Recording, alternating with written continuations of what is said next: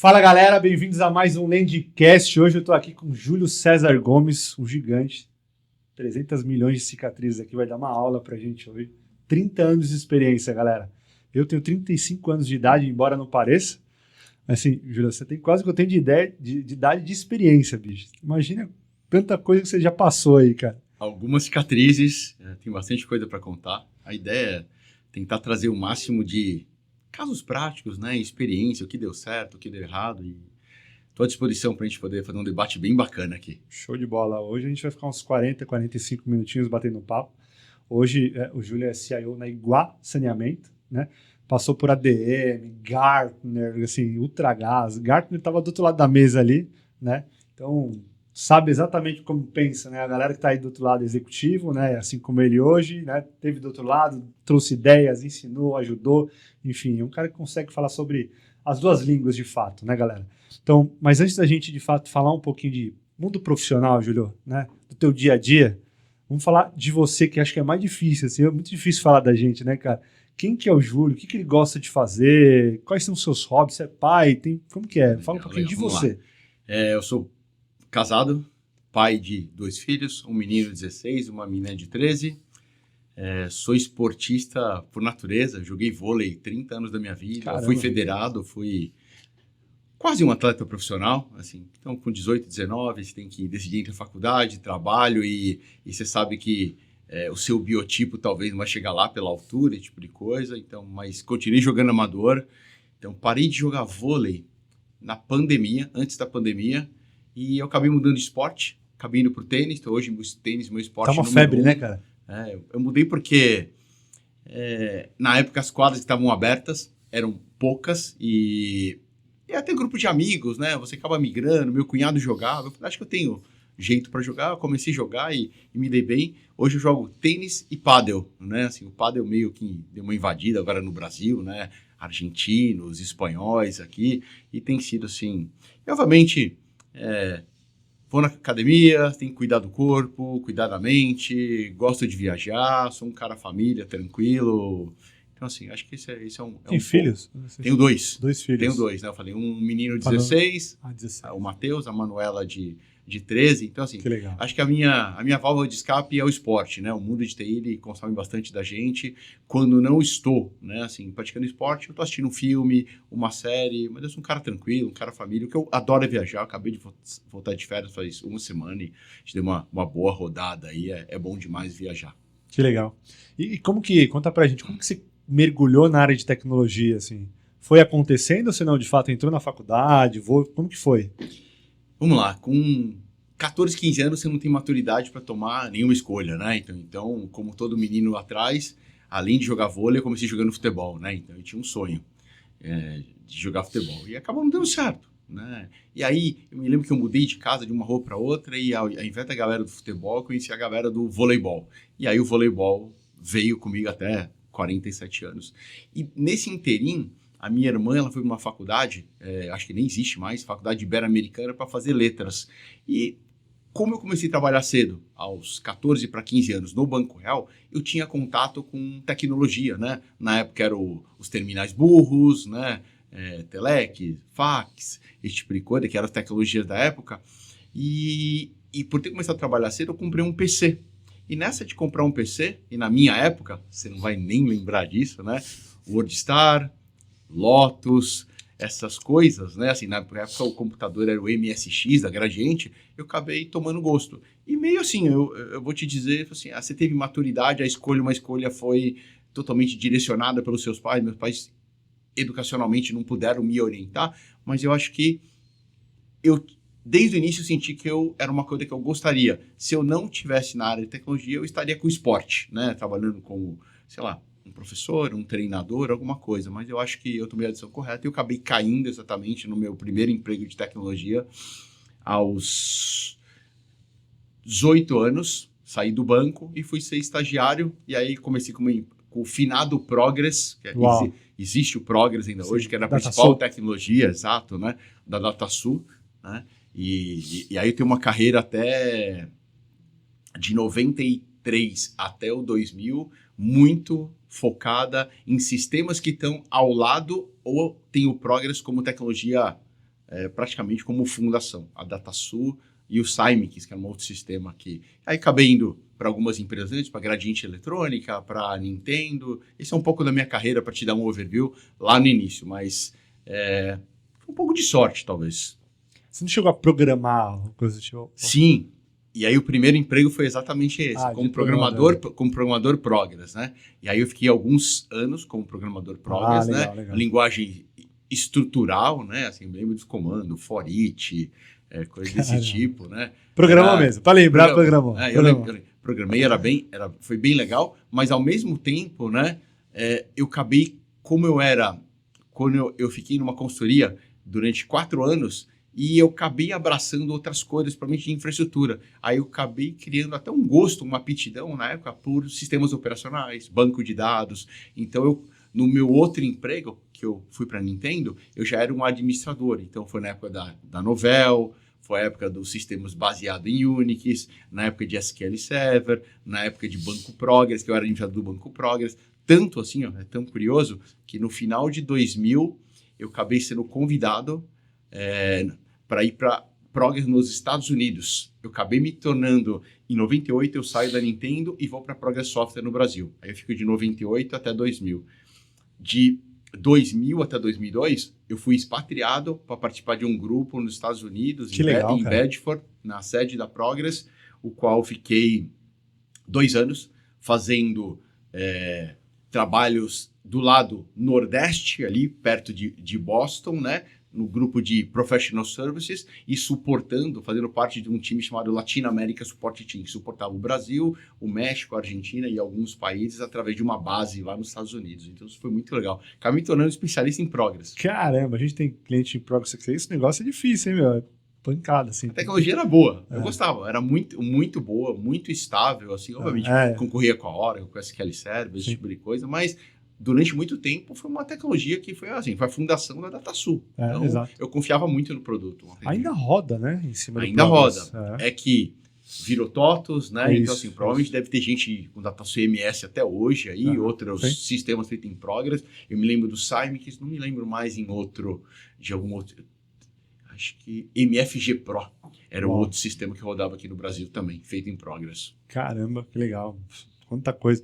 Você, sim, já liderou grandes times e sempre participou de projetos ou liderou times complexos, né, multidisciplinares, né?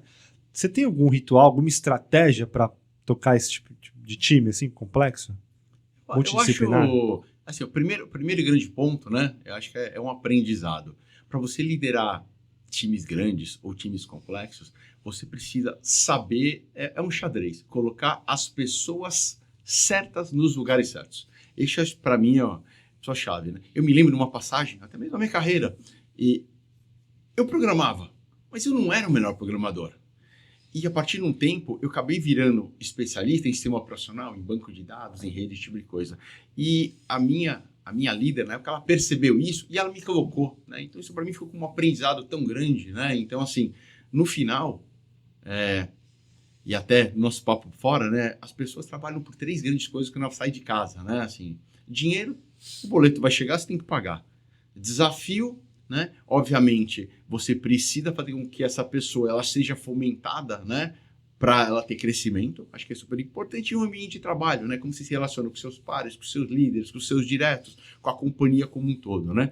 Então, pensando nesse tripé, como é que você consegue, né, colocar as pessoas certas nos lugares certos, que elas sejam, no final do dia, felizes, fazendo aquilo que elas gostam, tendo desafios e, ocasionalmente, obviamente, dentro das políticas da companhia, por meritocracia, você conseguir, de fato, né, recompensar essas pessoas pelos trabalhos executados, seja numa forma de um mérito, seja na forma de uma promoção, ou até mesmo de um plano de participação nos lucros da companhia, esse tipo de coisa. Então, acho que assim, é um pouco da receita que eu sigo. Eu me considero um cara orientado a pessoas, né? Eu sou muito ligado a times, muito ligado a equipes. Eu me considero até um team builder. Que legal. Então, assim, a minha passagem, eu acho que assim, tenho grandes histórias de pessoas que passaram na minha carreira, né? Durante a minha gestão e voaram ou estão voando até hoje aqui. Então, acho que essa é uma parte que eu gosto bastante. Eu gosto muito de pessoas. Eu gosto de dizer aqui, né, que tem um cara, acho que a gente até comentou dele agora há pouco tempo, o Ney Santos, da Riachuelo, ele fala assim, ele costumava falar assim para mim: Vini, você não precisa aparecer. Se teu time tá indo bem, você tá indo bem. Você não necessariamente precisa aparecer. Então, cara, é exatamente o que você falou, bicho. É isso. Eu concordo plenamente com ele. Então, assim, um grande exemplo disso, né, assim, de você ter uma boa equipe, uma boa gestão e você empoderar as suas equipes, isso aqui tem a ver com as suas férias. É isso aí. Né? Então, assim, eu consegui sair agora 15 dias de férias, eu não fui acionado nenhuma vez. Obviamente, pelo comprometimento que você tem, você vai dar uma olhadinha no WhatsApp, tem Fato. os grupos de escalation, tá acontecendo Sim. alguma coisa, mas assim, você sai, você volta, as coisas caminham. Então, assim, eu tento sempre preparar a minha equipe, porque eu não sou insubstituível, você não é insubstituível, ninguém é substituível, né? Hoje eu falo, se eu sair da Iguá, a companhia não vai morrer. Obviamente, ela perde durante um período um pouco do seu conhecimento, um pouco da sua estratégia, mas outras pessoas vão chegar e vão fazer a máquina girar, assim, entendeu? Eu me sinto muito confortável em dizer isso. Eu não tenho, por exemplo, e eu sempre falo, você tem que encontrar sempre pessoas melhores que você. É isso aí. Sempre, sempre. Eu não tenho vergonha absolutamente nenhuma de ter alguém melhor do que eu no meu time. Uma vez eu falei assim, eu estava num grande varejista e o mato estava bastante alto quando eu cheguei. E aí, depois de alguns meses, eu falei, galera, meu sonho é ser demitido. Como assim?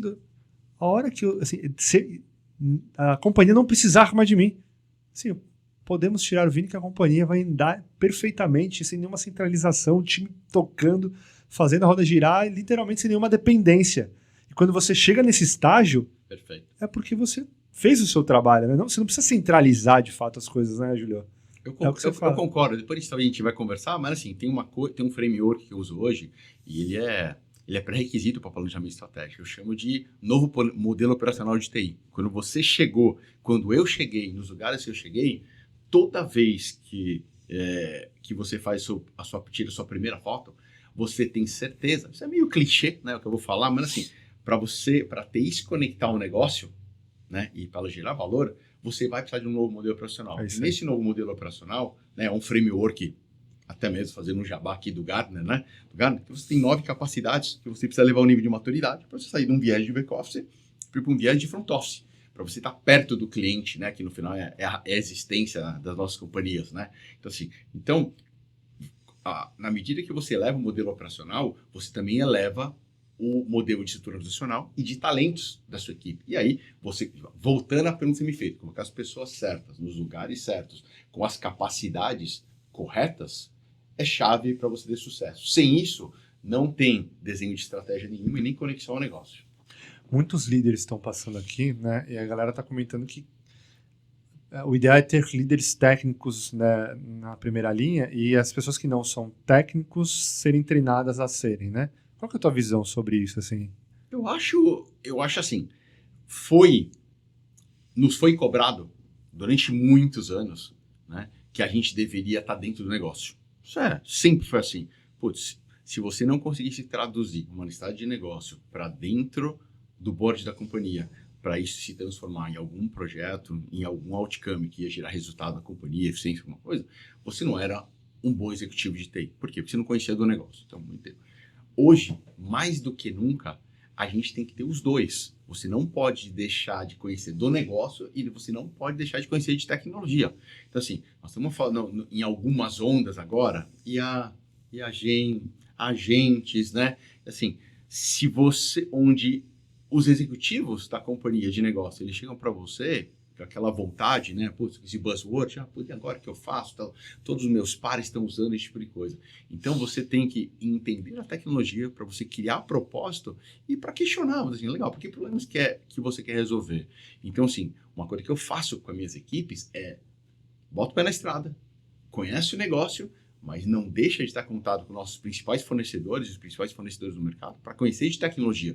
Porque em algum momento, numa conversa com o negócio, você vai ter que conhecer, não exatamente numa profundidade de bits e bytes, mas você direcionar a tecnologia correta para resolver o problema correto dentro da companhia, para mim é imprescindível. Estou totalmente de acordo com o que você comentou aqui. Eu acho que é uma ida sem volta. Não mais conhecer só o negócio é importante, tem que conhecer de tecnologia também. Muito legal, muito legal. E você tem alguma experiência marcante, assim? Você trabalhou com implantação de sistemas de grande escala, né? Você tem alguma experiência que você fala, cara, que eu aprendi bastante, suei e foi bom, assim? Eu acho que eu vou pegar eu vou pegar um modelo que para mim foi o mais completo, e obviamente agora com 52 anos é aprendizado de você errar, de você acertar, você erra, você acerta, é importante, né? Mas quando eu chego na Iguá, que eu acho que é muito legal, a gente chega praticamente com uma folha em branco, um greenfield. Uma Bem empresa legal. tinha acabado de fazer um turnaround, né, em termos de negócio, de governança corporativa, esse tipo de coisa, tinha trazido alguns acionistas de fora, e a companhia precisava fazer, a palavra é muito forte às vezes, né, mas uma transformação digital, né? E para essa transformação digital, a gente precisava, era um espaço curto de tempo, porque eu entrei em agosto, e em fevereiro precisava tudo isso rodando, porque a gente tinha acabado de adquirir uma nova concessão, que era o Rio de Janeiro. E essa transformação é uma transformação que tem como fundação, você monta o planejamento estratégico da companhia, estava pronto. Tinha 4 pilares estratégicos. Você aqui embaixo, para se conectar à estratégia, para atender o que a gente, né, para chegar nos resultados que a gente precisava chegar, você precisava criar um monte de capacidades de negócio, né? Atendimento ao cliente, faturamento, uma série de coisas. E aqui embaixo você tinha que escolher as tecnologias, as capacidades de tecnologias que iam fazer tudo isso funcionar. E aí eu vou muito dela assim, putz, deixa eu tirar uma foto aqui dentro. Reuse before buy, buy before build, né? O que eu vou fazer? Vamos pegar o que está de bom aqui, vamos reutilizar e vamos no mercado buscar. Então é meio que uma estratégia híbrida. E aí, obviamente, né? Eu me considero o cara da arquitetura, porque para mim a arquitetura é tudo, né? Então assim, se você não pensar na arquitetura, é como construir uma casa, né? Se você não tiver os pilares sólidos e pensar onde vai passar todos os canos, por onde vai passar água, por onde vai passar energia elétrica, né? Se você não fizer isso, e aí o meu modelo Gartner de ser, né? RP pós-moderno, modelo desacoplado, né? Se você não pensar nisso antes, porque eu não consigo enxergar que um RP, nenhuma grande no mercado, consegue ter uma solução dentro do meu negócio, não dos outros negócios, end-to-end que atenda tudo. Isso aí. Não existe. Então, o que a gente fez? Assim, legal, primeiro nós vamos pensar no barramento. Depois desse barramento, a gente vai pensar exatamente nas capacidades de negócio. O que vai passar por aqui e como vai se conectar com o billing, que é o coração, final do dia, o billing é o coração de uma empresa de saneamento. Né? A gente tem que emitir todo dia, fazer a leitura, emitir uma fatura, pedir para o cliente pagar e o cliente pagar a gente. Aí a gente diminui a tenda de implência. Basicamente, esse é o nosso core business, nossa rotina e executar a ordem de serviço. Então, quando você pensa na fundação com o barramento e você desacopla, fala, legal, eu vou pegar uma ferramenta de atendimento ao cliente, eu vou pegar uma ferramenta de ordem de serviço, eu vou pegar um RP para back-office, eu vou pegar um RP para supply chain, eu vou pegar uma ferramenta para folha de pagamento, benefícios, etc. Eu vou pensar, eu quero ser uma empresa 100% nuvem, então o advento da nuvem vem com um acelerador, né? Como é que eu conecto? Eu vou ser data-driven, eu vou usar tudo isso de uma forma estruturada, porque no final a gente é uma empresa de M&A. Como é que eu crio um template que eu copio e colo e depois, a partir dos dados, eu começo a rolar isso dentro da minha operação. A gente acabou de ganhar o Rio de Janeiro, nós pegamos esse modelo que nós construímos de agosto a fevereiro, né? E aí a gente pegou e tombou. Funcionou. Pegamos as outras 15 SPS e tombamos o meu modelo. Funcionou muito legal, né? E a partir daí, a gente amadureceu esse modelo e a gente chama do nosso M&A Playbook, onde toda vez que a Iguá ela ganha uma concessão, por exemplo, ela traz só os dados. Perfeito. A gente não traz mais nada. Se você me perguntar, eu não tenho legado. Você já viu uma empresa não ter legado, né? Então, a gente não tem legado. Por quê? Porque a gente traz os dados, converte e replica para os sistemas. Então, assim, acho que esse é um case muito legal de você ter um playbook para você rolloutar para a sua operação e com base em arquitetura e replicação de dados para o negócio tomar decisão. Que entrou nova operação, replica os dados do Data Lake e eles começam a rodar os dashboards em busca de, você fala de KPIs, medir inadimplência, medir qualidade de água e uma série de outras coisas que são importantes para a gente no nosso negócio. Que legal. Já matou uma pergunta que eu ia fazer aqui. Sensacional. Hoje, qual que é a importância assim, de um líder, de um CIO, né, o CTO, criar pontes dentro de casa entre as demais áreas, né, as áreas de negócio, enfim, para que seus times assim, qual que é a maneira mais eficaz de conseguir fazer isso? Né? Você falou um pouquinho no começo ali de ter boas parcerias, enfim, mas você tem alguma estratégia? Eu acho que primeiro é clichê também, né? Mas assim, se você não tiver, primeiro, botar a bota, né? Skin the game. Exatamente. Se você não botar bota, né, assim, sujar o pé de graxa na operação, eu me lembro de ter andado por cima de canos de dutos nas nossas operações. Então, assim, você ir lá conhecer como é que é feito tratamento de esgoto, como é que é feito tratamento de água, como é que funcionam esses processos, para você mapear, assim, seu mapa mental da dor do cara que está lá executando, acho que não funciona. O cara que está executando uma ordem de serviço, sentir que o cara está na mão com o celular, o cara que está fazendo a leitura, acho que é muito complexo. E eu acho que você só se aproxima do negócio quando você suja o pé na graxa. Tem que encher a bota de barro e ir em campo. Então, assim, esse é meu primeiro grande ponto, porque a gente é uma empresa onde a gente tem uma holding e a gente tem as SPS, né, que são as unidades de negócio. Então, eu acho que esse é o primeiro grande ponto. Você tem que estar na ponta, entendendo. Ah, não, mas eu sou o principal executivo de TI. Você precisa. Não tem. Você ouvir a dor do negócio lá na ponta, acho que é super importante, né? Então, assim, esse para mim é o grande primeiro ponto. E, obviamente, depois que você suja, né, o pé de barro, você precisa conectar essas capacidades de negócio que precisam ser construídas para suportar a estratégia. A partir desse momento que você entende que você está conectado à estratégia, e aí eu acho que é o mais difícil, a companhia entende que TI é estratégico, que é um grande driver, é o que acontece na Iguá, TI dentro da estratégia é transversal, ela cruza até um limite da área de automação, embora a área de automação não seja nossa, mas sob a ótica de segurança de informação, de ativos como um todo, rede, né, microinformática, a gente está lá dentro, eu acho que fica mais fácil de você fazer essas alianças. Mas antes de você ter esse olho no olho, de você estar na ponta, de você visitar a operação, de você conhecer o negócio, fica muito difícil de você solidificar qualquer tipo de relacionamento na ponta, né? Esse é um pouco da minha estratégia. E, obviamente, tem a ver com entrega também, né, Vini? Assim, não tem como. Tem tudo a ver com entrega. Energia, né? Se você promete uma coisa e você não entrega, né, fica complexo de você angariar, né, de a corda ser solta para que você voe, né? Então, acho que é tudo baseado em entrega, comprometimento, ajoelhar no milho no momento que deu alguma coisa errada, tá junto lá na ponta, na dor e no amor também, se entendeu? Eu costumo dizer que os sabedores saberão.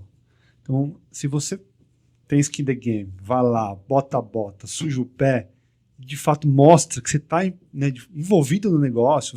Eu sou o principal executivo de tecnologia, meu time está lá. Não, bicho, vai lá pro negócio, vai lá entender, né, vai mergulhar. Acho que é extremamente importante isso que você falou e trouxe, assim, e eu concordo 300.000%. Bacana. Assim. Hoje, nowadays, a gente sabe que é extremamente difícil a gente ficar atualizado, né? Tem coisa pra caramba. Eu vi que a cada 6 segundos nasce uma consultoria nova de inteligência artificial. Surreal. Né? Bizarro. Como que você se atualiza, assim, no dia a dia? Você tem alguma estratégia para você tentar ficar atualizado, assim, up to date? Como que é, assim? É um pouquinho de tudo, né?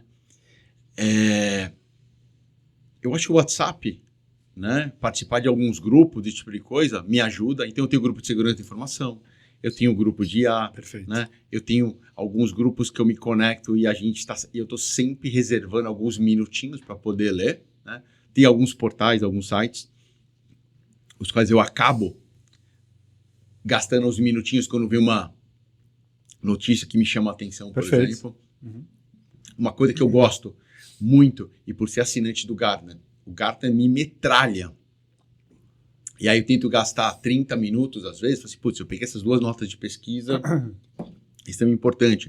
Eles mandam um boletim, por exemplo, de segurança da informação, que para mim, sempre eu falo, é minha agenda número 1, número 2, todo dia. Perfeito. Olhar o que está acontecendo. Então, assim, é uma forma. Eu não tenho um hábito de ler, pegar um livro gigante, assim, eu não tenho hábito. Eu gosto mais de leituras pequenas, sabe? 10 páginas, 15 páginas, alguma coisa que rapidamente eu consiga digerir o conteúdo e botar na esteira e eu tomar alguma decisão. Eu não sou um grande leitor, assim, não, vou pegar um livro agora e vou ler. Assim, a leitura longa é uma coisa que para mim é muito difícil de eu capturar algum conteúdo para eu transformar em alguma coisa no meu dia a dia, assim, entendeu?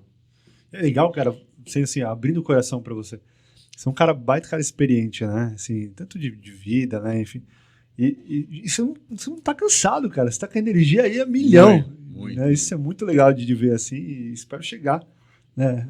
Com certeza, assim, parabéns, de verdade, viu? Muito, de verdade mesmo. Esse, acho que é a principal característica. Isso. Muita energia. Acho que é muita vontade de desafiar o status quo, né? De fazer de forma diferente, né? Assim, acho que... E, obviamente, você não faz nada sozinho, Vini. Não faz, você né, tem cara? que ter gente boa do seu lado, equipe, aquele tripé, você tem que equilibrar a nossa equipe, né? Dinheiro, desafio, meio de trabalho, para que as pessoas estejam felizes, esse tipo de coisa. Então, acho que o prazer de fazer tudo isso acontecer para mim ainda aos 52 anos é muito grande. Que legal, que legal.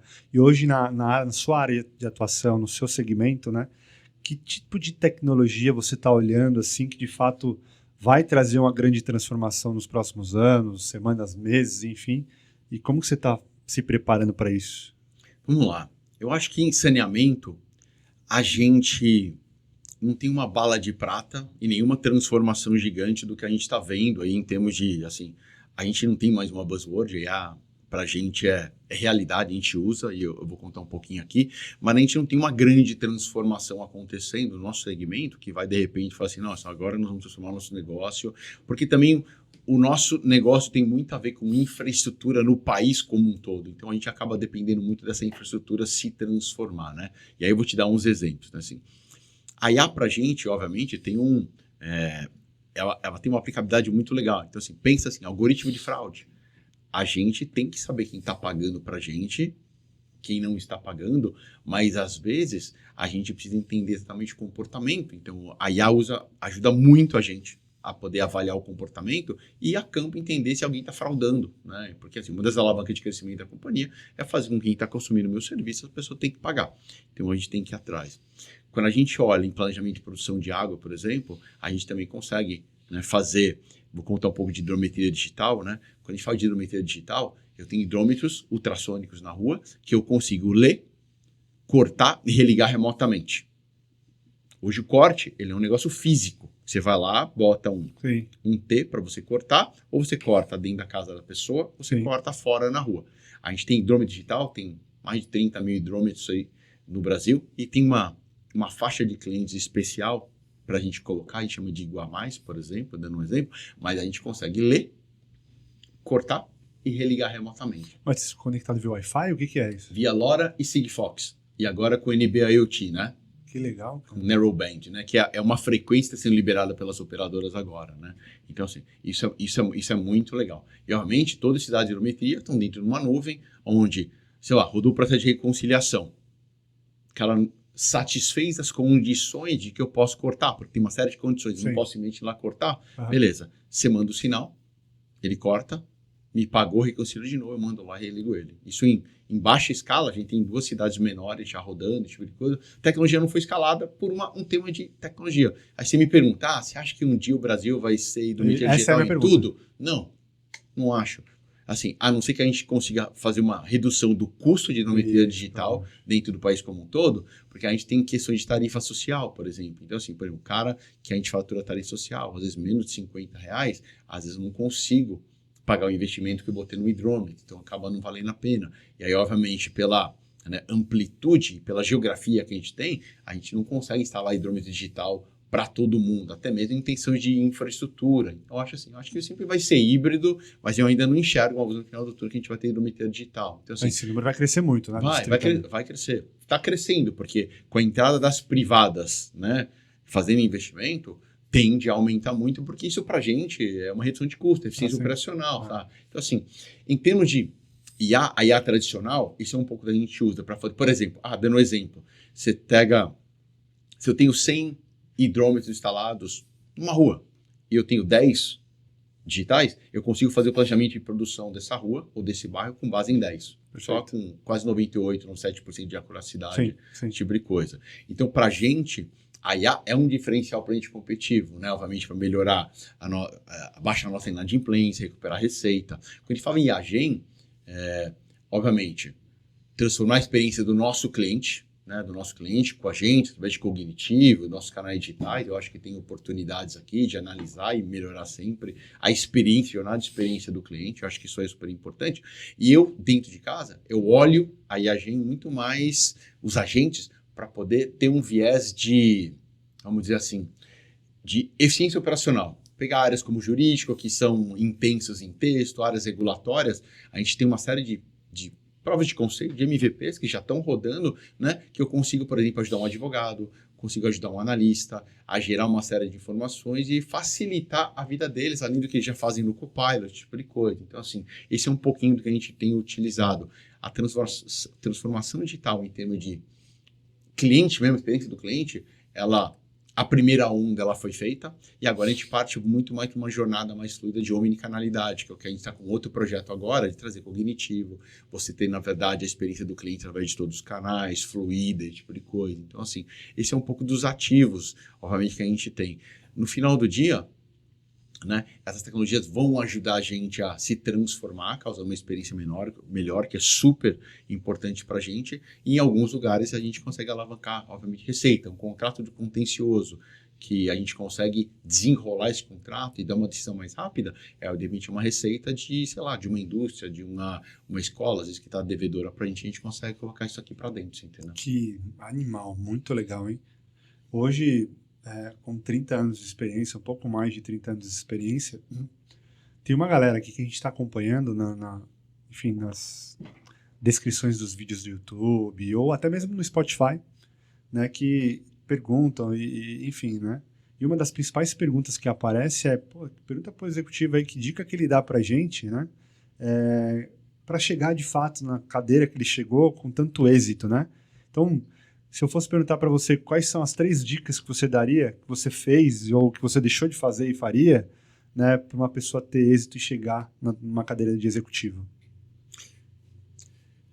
Vamos lá.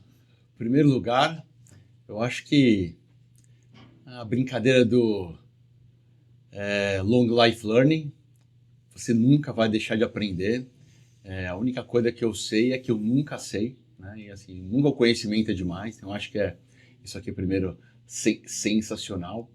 Eu acho que o segundo ponto que para mim foi super importante foi determinar aonde eu gostaria de chegar desde o início, né?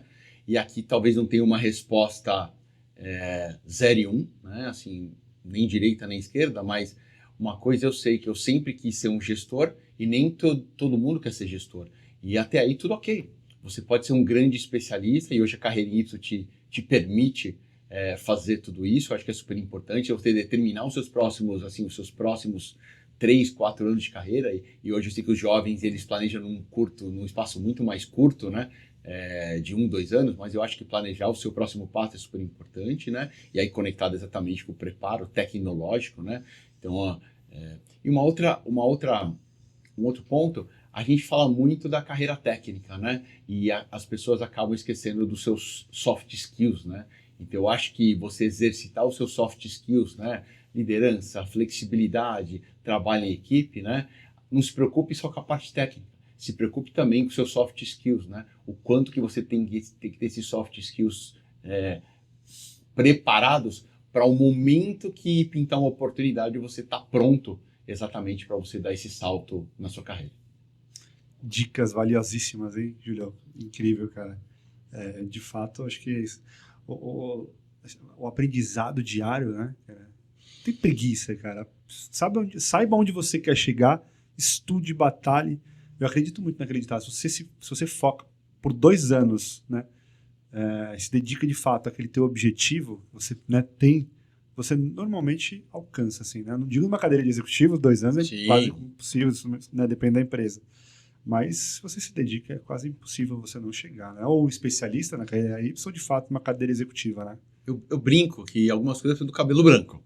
Não adianta. Não adianta você botar a carroça na frente dos bois. Não adianta, assim. É uma coisa de cabelo branco, você vai errar, você vai acertar. Saber errar também é importante, porque tem dinheiro, tem acionista, tem impacto, sei lá, social, ambiental, tem uma série de impactos que você pode trazer quando você é um executivo de uma companhia. Mas acho que os cabelos brancos, acho que eles são muito importantes para você ter a sabedoria de tomar algumas decisões. Não é fácil, é amadurecimento. E, de novo, nem todo mundo quer ser gestor.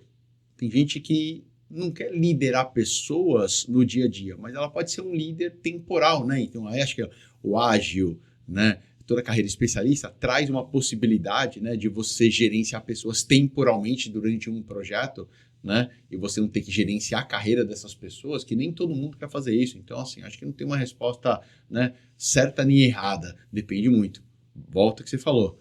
Planejar seu próximo passo, onde você quer chegar. Se você achar que deixa a vida me levar e vai me levar para qualquer caminho, você acaba até enviesando sua carreira e você indo para caminhos que de repente você queria ser um dev e você acaba indo para uma posição totalmente diferente. Então, e esse é o último, acho que isso é legal comentar. Só existe uma pessoa que pode, né, conduzir a sua carreira e direcionar a sua carreira. É você mesmo. É você mesmo. Se você de fato não faz nada, deixa a vida me levar. Exato. É isso. É isso aí. Legal. Muito bom mesmo.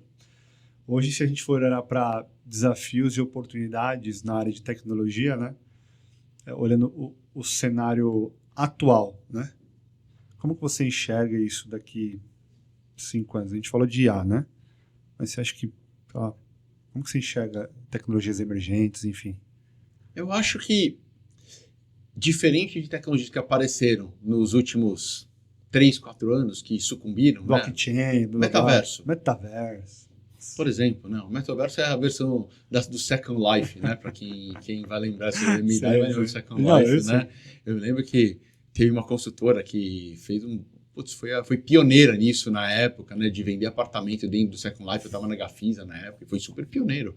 Foi super legal. Não sei quanto que eles alavancaram de resultado, mas assim, eu acho que pensando até mesmo em IA, né? E o que está vindo, né? Então, obviamente, você pega a NVIDIA e todo o poder computacional, computing edge, esse tipo de coisa, tudo que está vindo ao redor, né, para suportar esse crescimento, eu acho que está vindo de uma forma muito positiva, né?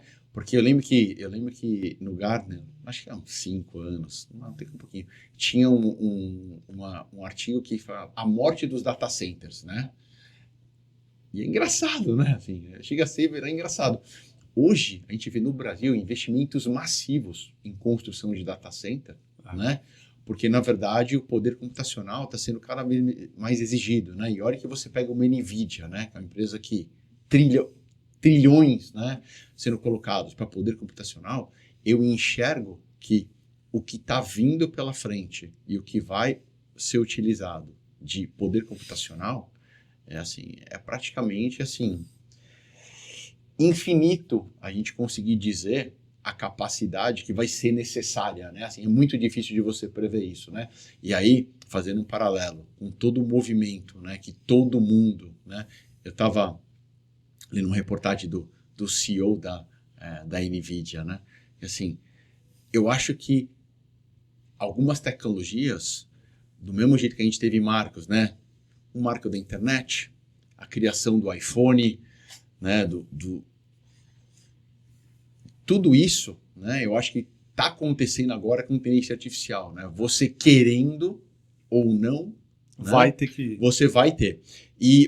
Mas, ao mesmo tempo que a tecnologia, e essa é uma preocupação que a gente tem na Iguá, e a gente deu até um passinho para trás, até mesmo que eu acho que é legal tudo que está vindo, desde que seja governado, Perfeito. Né? Desde que seja seguro e desde que ele tenha um propósito dentro da sua organização. Então, eu tenho uma preocupação com isso. Então, a gente está dando um passo, assim, a gente precisa de um PDIA, né? Um plano diretor de inteligência artificial na companhia. Porque a hora que você pega o seu proxy, você fala assim, deixa eu ver o número de pessoas que estão acessando alguma ferramenta, né? Alguma ferramenta, e deixa eu ver qual o propósito delas. Obviamente, isso está longe do nosso controle, né? Assim, meus filhos usam para estudar, minha filha usa o ChatGPT o tempo todo para responder as perguntas que ela tem, né? E a gente está passando até por uma jornada cultural, criando pílulas de conhecimento dentro da companhia, colocando no nosso portal, para fazer com que as pessoas entendam que essas tecnologias novas, elas têm um grande potencial, mas ao mesmo tempo, elas expõem a companhia a um risco que talvez eles não tenham noção, né, do que pode ser esse risco, né? A gente tem casos de deepfake que, vocês vão lembrar, né? Um executivo virtual conseguiu fazer que um executivo real fizesse um depósito de alguns, loucura, né? De alguns milhões. Então, eu acho assim, eu acho que nos próximos 5 anos, as tecnologias elas são transformacionais, mas se a gente não tomar cuidado na aplicabilidade dessas tecnologias, entender o propósito e para que a gente tem que o que a gente tem que resolver com essas tecnologias, eu acho que é complexo. E segurança da informação, eu tenho uma preocupação muito grande também, sem ficar maluco com isso, claro, obviamente. Claro. Eu vivo, eu durmo, tipo de coisa. E até eu tenho uma experiência, já passei por 2 cyberataques. Uau, sério? Né? E é uma experiência que eu não desejo para nenhum executivo. Né? Assim, passei por 2 experiências, graças a Deus. O Hanser criptografou tudo? Criptografou, derreteu tudo. Nossa. Derreteu tudo. Teve que pagar ou não faz sentido? Não faz sentido porque a gente tinha o plano de contingência, né? O BCP estava no ar, 44 horas depois a gente voltou, então foi muito bom. E, obviamente, a pergunta na época, né, assim, há 2 anos atrás, não era se você ia ser atacado, é quando que você seria atacado. Então, eu acho que se a gente aliar essa governança, controle versus segurança, versus as tecnologias que estão vindo, eu acho que tem um futuro muito promissor. Sensacional. Eu acho que, eu vou te falar uma coisa, assim, a gente desenvolve muito sistema aqui aplicativo, né? E antigamente, né, o modelo tradicional, ele tinha um analista de requisito para sentar com a área de negócio, entender, desenhar o requisito funcional, não funcional, trazer para o desenvolvedor, para as squads, né, validar, depois montar squad de front-end, de back-end, vai, volta. Hoje, numa reunião, a gente faz o entendimento do problema. Perfeito. Entende com IA, faz a transcrição do vídeo com IA, leva para dentro da IA, a IA cria os bullets de tudo que tem que criar. Perfeito. Com o cursor, a gente cria todas as telas, valida e mostra na próxima reunião para o usuário o sistema navegável, ou front-end navegável. Assim, extremamente rápido, padrão. Assim. Então, a IA, de fato, vem para algumas frentes para acelerar muito. Né? Então, eu concordo. É isso. Só que aí tem um outro ponto que a gente precisa olhar para a parte de vulnerabilidade. E aí, acho que você trouxe um ponto muito importante desse futuro, é que não existe palavra melhor para definir tudo isso que você falou, com o conceito que a Microsoft trouxe, a palavra que é copiloto. Né? Copiloto. Assim, acho que a Microsoft foi muito feliz quando ela trouxe, né, a palavra copilot, porque assim, ele é um copiloto. Ele não vai fazer tudo sozinho para você.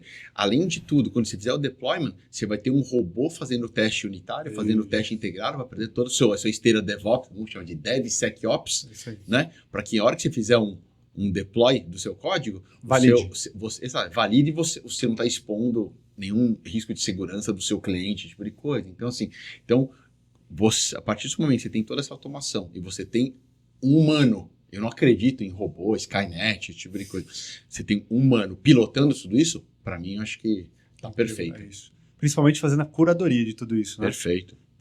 Galera, hoje eu falei com Júlio César Gomes, um baita cara, assim, eu ficaria mais uma hora aqui, no mínimo, facilmente falando contigo sobre tecnologia, ou muito mais, né? Queria agradecer de verdade a oportunidade de você vir aqui, um baita profissional super legal. Você tem algum conselho para fechar com chave de ouro aí para a galera que está escutando a gente, Júlio? Vamos lá. Peguei em cima, nem combinei com ele, hein, turma? Algum conselho? Alguma coisa ao vivo. Eu acho que o momento, em termos de tecnologia, ele é tão bom, né?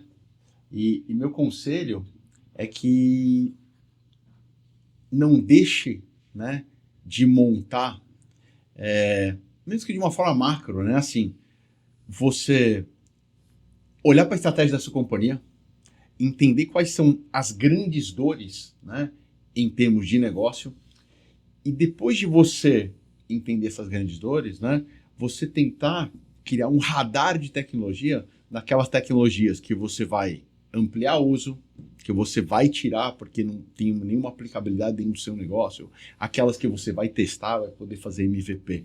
Então, a partir do momento que você monta um framework como esse, que você consegue aliar, né, sua estratégia, dores de negócio e o propósito de você aplicar tecnologia para resolver um problema real, eu acho que você muda a conversa, né, junto com as áreas de negócio, né, com o board da companhia. Eu acho que é um pouco disso, né? Acho que a TI, obviamente, ela tem que ser enxergada, né, de forma estratégica. Eu acho que esse é um pouco do meu modelo mental para a gente tentar trazer, né, como é que eu trago um problema real, uma dor, e, obviamente, você conseguir aplicar algum tipo de tecnologia que vai, talvez, trazer um grande diferencial competitivo para você, mas, no mínimo, ela vai melhorar a gestão, ela pode trazer eficiência operacional, até mesmo redução de custos, por que não? É isso aí. Cara, hoje tecnologia, para mim, é um ativo, né? Não é OPEX, né? De fato, um passivo, né? Perfeito. A gente precisa ter esse tipo de visão, né? Vamos criar produtos, vamos fazer, né? Trazer eficiência, trazer... Perfeito. E MVP. MVP, é isso aí. É isso. Galera, Júlio, obrigado de verdade, Que tá? isso. Turmas, compartilhem, curtam esse vídeo aqui, porque quando vocês fazem isso, o algoritmo do YouTube entende que pessoas com teu perfil, né, devem receber esse tipo de conteúdo, como hoje, tá? Então, sim, compartilhem e ajudem o canal, tá bom? Júlio, até a próxima. Eu vou te colocar aqui num debate com outros 4, 5 CIOs, vai ser super legal, cara. Legal, eu agradeço a oportunidade de estar aqui com você. Obrigado, Valeu. Vini, por toda a oportunidade de compartilhar conhecimento e fazer esse bate-bola aqui. Show de bola. Um abraço. Um abraço, pessoal. Tchau, tchau.